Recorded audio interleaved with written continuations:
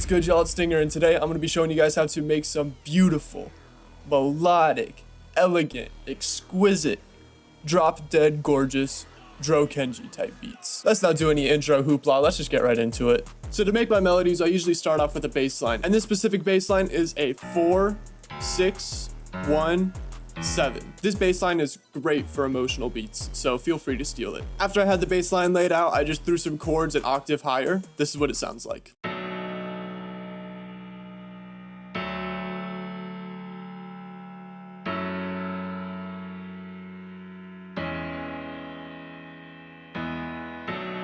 When making chords, I like to do more than just use basic triads. Right here I have a 7th chord, which is literally just a triad with another note added on top of it, 2 notes away in the scale. Next it transitions into a basic triad because I wanted the top note to stay the same.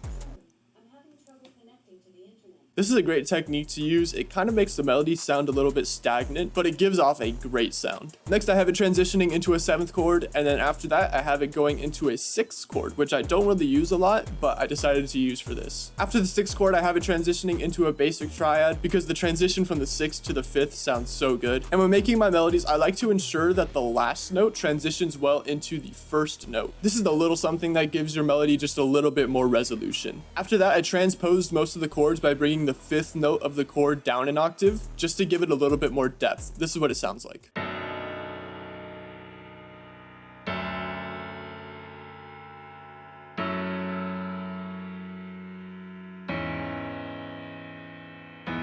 Transposing your chords is a great way to make your melody sound a whole lot more professional and layered. Next I strum the chords just to give it some rhythm. This is what it sounds like.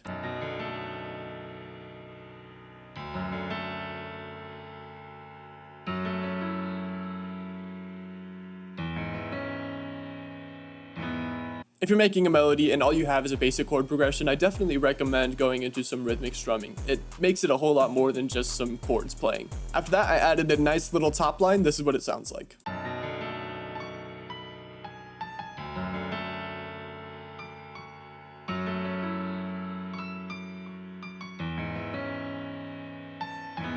If you're stuck with your top line melodies, you don't know which key to start with, I definitely recommend either starting with the 3rd, the 5th, or the 7th of the chord. Those notes go really, really well with the chords you already have, and you could build great top line melodies off of those bases.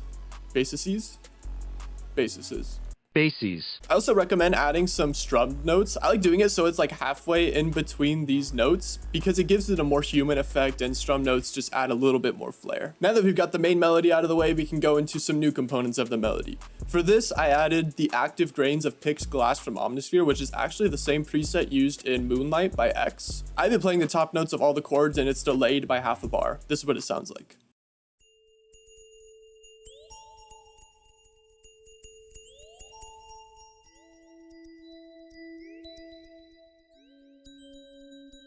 This is more ambient than melodic, but I thought I'd throw it in the beat because it does really make a difference. Next, I've got the Distant Memories patch from Omnisphere. This is just a pad with some really, really nice harmonics. This is what it sounds like.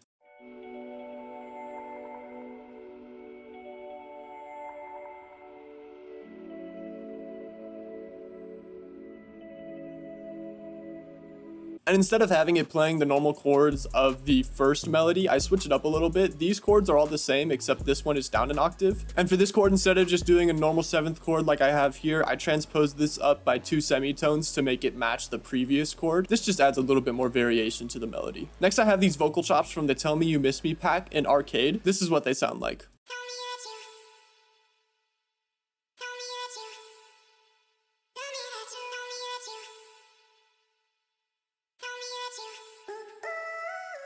Now these aren't very characteristic in Dro Kenji type beats, but I thought I'd throw it in there because it adds a really, really nice lead component. And the last component of this melody is a sub bass from Serum. This is what it sounds like.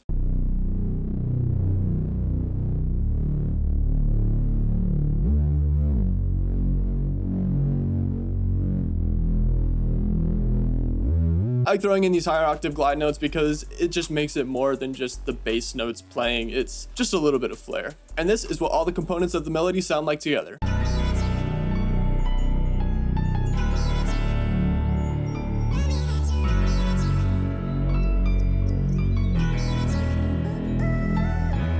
Alright, now that we've got the melody done, we can move into the fun part. Let's go to the drums. I always start my drums with the 808s, and this specific 808 is from the Hive Stash Kit, which you can get for free in the link in the description. There's a little bit of shameless advertising, but this is what it sounds like.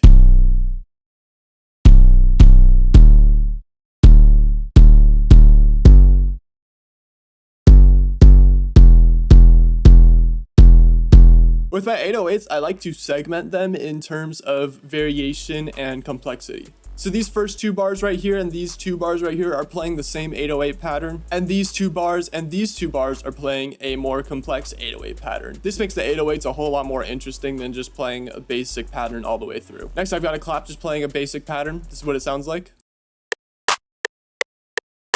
Next, I've got a little accent snare. This is what it sounds like.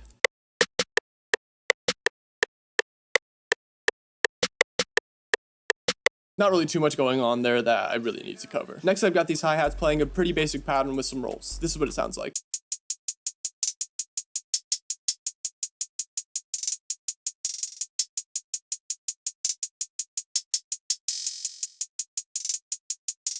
And these hi-hats follow the same rule as my 808s. What I did is I made this first segment and then copied it over to the next 4 bars.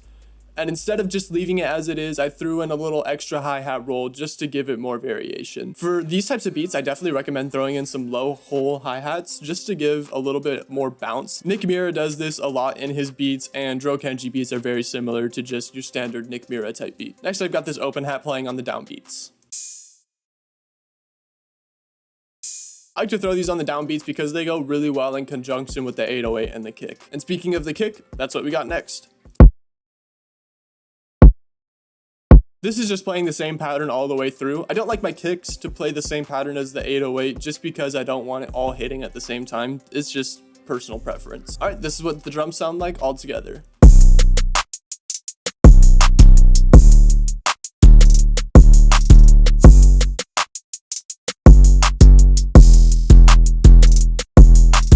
I forgot to mention that I have D-Blue glitch on the hi-hats. I play around with the delay a little bit and then I throw in a long reverse note at the end to transition into the next segment of the hi-hats. So now that we've got the melody and the drums out of the way, let's go into some arrangement. For these types of beats, I don't like to start it right off the jump. I like to let it build up. So for the first part of the intro, I just have the piano melody playing as well as some rain ambience. And then to transition into the chorus, I use a riser. Making use of these ambiences and whooshes and risers is a great way to show the audience how the beat is segmented. For the transition into the verse, I have a whoosh, and then I also have it playing a new 808, which is pretty much just a Zay 808.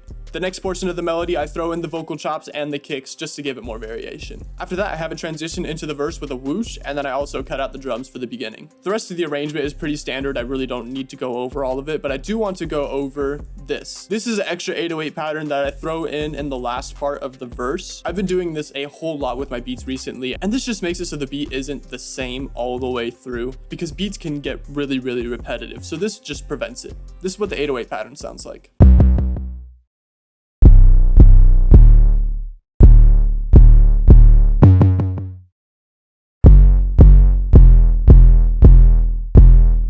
The rest of the way through, the arrangement is pretty basic. I really don't need to go over it. So that's pretty much going to be it. I hope you guys enjoyed this tutorial and I hope you guys learned something new. If you have any questions, feel free to throw them in the comments down below and I'll do my best to answer them. Other than that, that's going to be it.